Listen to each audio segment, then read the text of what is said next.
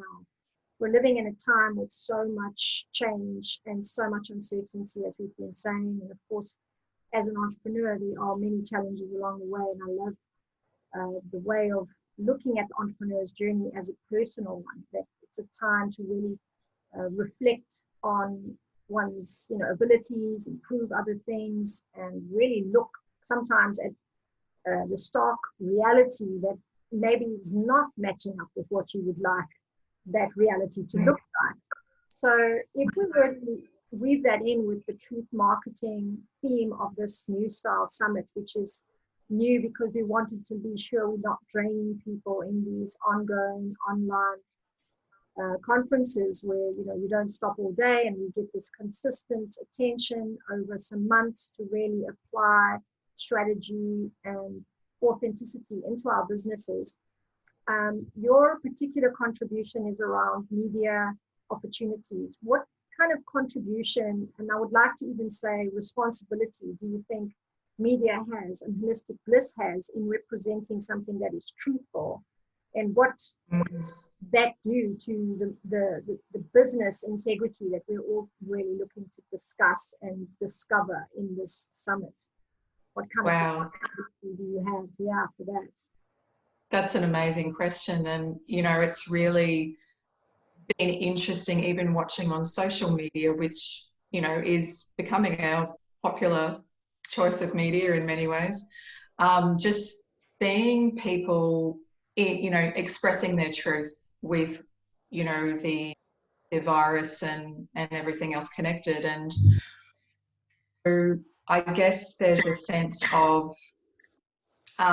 many people being a little bit cautious of who to believe, where do they get the truth from, and I feel Holistic Bliss is like an uplifting read that can be challenging the mainstream media, really. There's many people's perspectives in the magazine that would be considered alternative. So yeah, I think it continues to be inspiring to produce a magazine that really becomes a healing modality in and of itself, as you have these people contributing to it, and it's a collective energy every month that goes out into the world. It has a potential for not only the ripple effects, but just for more people to see that there's not just one way that the media could be. There's other ways. It doesn't have to be reporting in the way that they currently do reports. It can be, I guess, being challenged to push the edges and maybe even think about how mainstream media could be a tool for change, for an uplifting change in the world in time. Who knows? I think it's such an interesting place to inquire, because now, as I'm hearing you sharing and responding, I'm thinking also about the real mandate here is that in many ways building up your authority in the marketplace can happen in so many different ways. But it seems like we're moving into an age where a lot of people are waking up and wanting to see truth be a part of that. And very much more needed in very specific industries where we've seen we've lost trust somehow, like in big business with not enough emotional intelligence, or quite like the media that might represent different aspects of life and maybe sometimes misrepresent people. And certainly celebrity marketing has been also disappointing a lot of people, and creating gossip for others. So we can see that media that is more truthful and more involved in exposing the deeper truth that someone holds is very instrumental in this time of change. And I'm so glad that we have examples of that, like Holistic Bliss and others, that are telling people's real stories and are interested in reflecting some deeper truth about life and living, and sharing the shadow, the secrets, and the mistakes, and then helping us really integrate them, because it's very much what we stand for, truth is to be able to have that deeper conversation and to become wiser. And that is what makes us way more powerful in the world, is when we can really encounter our truth and integrate it into who we are. So if we would take one last moment with you and your time here on our special masterclass with you, people are going to learn about the power of pitching an idea to a magazine like yours. And just tell us a little bit from your experience, what does that do to revenue at the end of the day? What can it do if you are featured in a magazine like yours that has this, global coverage? Yes, so over the last 11 years, I've watched writers have an article published in our magazine and then be contacted by readers, and that then has become those people have become clients. So that's created an income stream from them writing articles. There's also publications that will pay writers. So yeah, there's a number of ways, and then really when you look at the reach, Holistic Bliss, and then you've got platforms like Mind Body Green, Thrive Global. So your website is potentially being seen by millions of eyes. So it's really good, I think, for people to be aware that their website, can then be the contact point for readers, and that's a pretty powerful thing. So, and I think people are becoming more aware of the idea of pitching and how important it can be, and also for pitching for podcasts or radio or other media forms too. So yeah. So you got all that advice. I hope you were taking notes, everybody watching. You need to be concise. You need to have something really unique going on in what your pitch includes.